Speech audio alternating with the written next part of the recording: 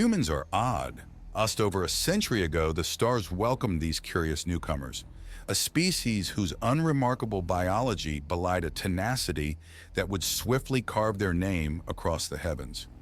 Humans, the galaxy's dark horse, rose from the obscure corners of the Milky Way to stand at the forefront of interstellar change.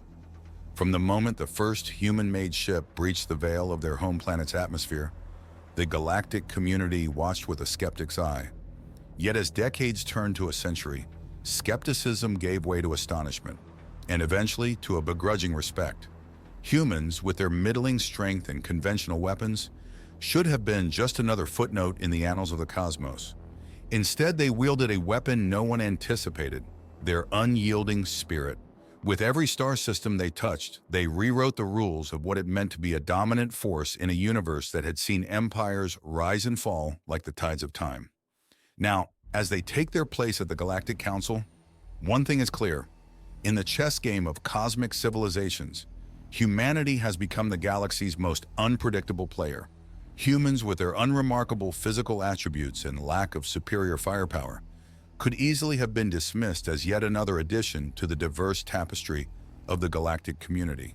Yet their presence has been felt like a seismic wave, rippling through the very fabric of interstellar politics and culture. The advent of humanity into the cosmos was not marked by conquest or technological marvels, but by something far subtler and perhaps more profound. The galactic community, before humanity's advent, was a fragmented mosaic of civilizations, each steeped in its own traditions, drowning in the inertia of its own dogmas. Diplomatic efforts were strained at best, and at worst, non-existent. The concept of unity was as alien to the galaxy's inhabitants as the distant stars they had yet to explore. Then, like a fresh breeze through stale air, humans arrived, and with them, a new epoch began. It wasn't immediately apparent, this shift. When the humans set foot on my planet, it was with the same caution and uncertainty that many explorers exhibit. Their ship, a modest vessel named in a language of clicks and soft tones, was neither imposing nor grandiose. It landed with a grace that belied the monumental change it heralded. The first humans to emerge were not the imposing soldiers or the zealous missionaries that history might have expected. They were a family, a man, a woman, and their 2 children, eyes wide with unfeigned curiosity. They approached us not with declarations or demands, but with open hands and open hearts. At first, we kept them at arm's length, suspicious of their intentions. Surely this familial facade must be a front for some insidious agenda. Yet as days turned into weeks and weeks into months, we saw nothing but genuine fascination and respect for our ways. The children in particular were emblematic of humanity's peculiar power. They played with our own young, asking questions that were disarmingly simple, yet deeply incisive. They sought not to impart knowledge, but to absorb it, to understand why we lived as we did. They did not judge, they learned. As time passed, the humans began to integrate into our society with an ease that was unsettling. They donned our attire, partook in our customs, and celebrated our festivals as if born to them. The adults worked alongside us, their limbs painted in the vibrant hues of our culture's tradition, signifying their newfound roles in the families they had been embraced into. A decade passed, and the human children, now grown, had become indistinguishable from our own. They spoke our languages fluently, sang our songs with perfect pitch, and debated our philosophies with insightful perspectives. And in that time, it dawned on us that we had been mentors to a species that valued our wisdom and our way of life. The realization was staggering. Here was a species that did not seek to impose, but to understand, not to dominate, but to coexist. The humans had not lost their identity in the process. Rather, they had expanded it, weaving the threads of our culture into the tapestry of their own. When the time came for the human family to return to their homeworld, it was with a mixture of pride and sorrow that we watched them go. The grown children chose to remain, claiming our world as their home, an honor that filled us with both surprise and a newfound respect for these extraordinary beings.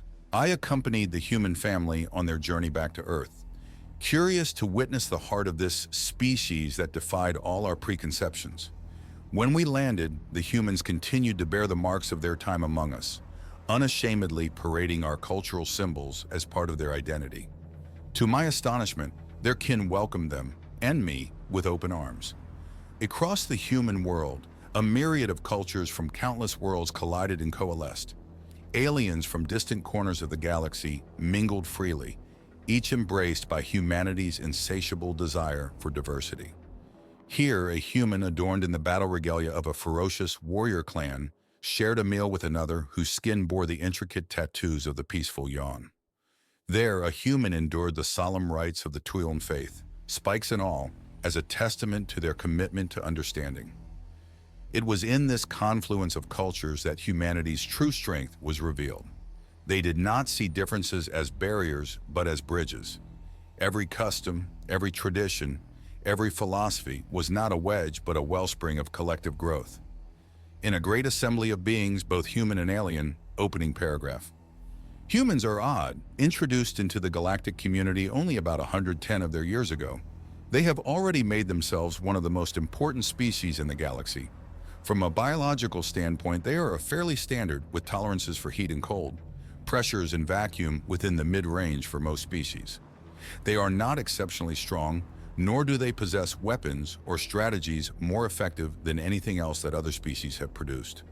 When humans first stepped onto the galactic stage, their arrival was met with a mixture of curiosity and indifference. The existing interstellar societies had seen species come and go, flourish and decline.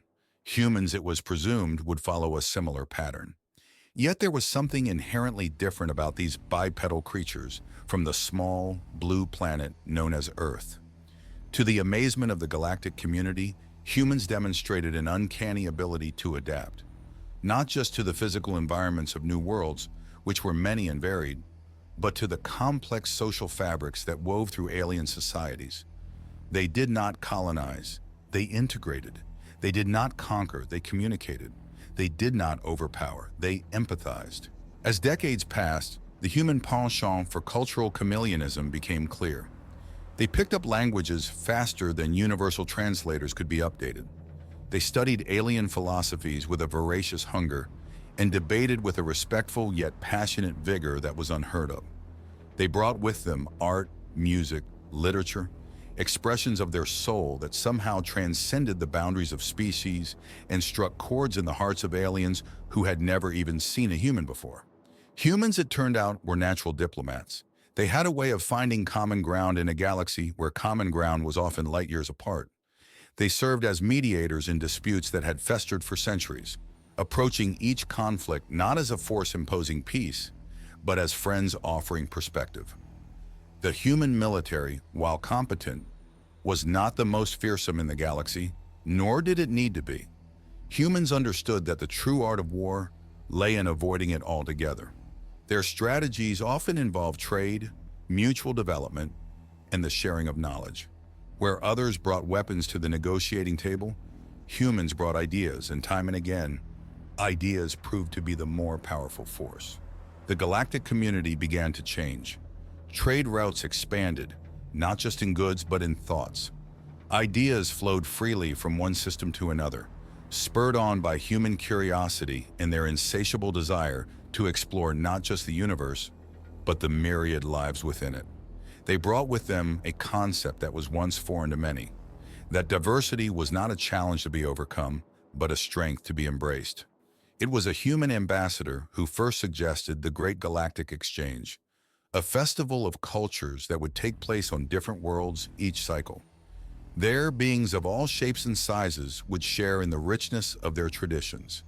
It became the highlight of the galactic calendar, a symbol of unity and diversity, a concept that was once so very human, but had now become a universal ideal. Humans also brought balance to the galaxy. Their worlds became safe havens for refugees and exiles, their fleets the neutral parties in territorial disputes. When a natural disaster struck a world, human aid ships were often the first to arrive, their crews working tirelessly alongside local authorities and volunteers from other worlds. The humans are the most important species in the galaxy. They assimilate into every culture. From the violent warrior clans on the darkest worlds to the monks seeking enlightenment in the skyships. The humans are the glue and the buffer. They understand our cultures and have taught us all that we need not change. We need not change, but they have taught us all how to be a little more human.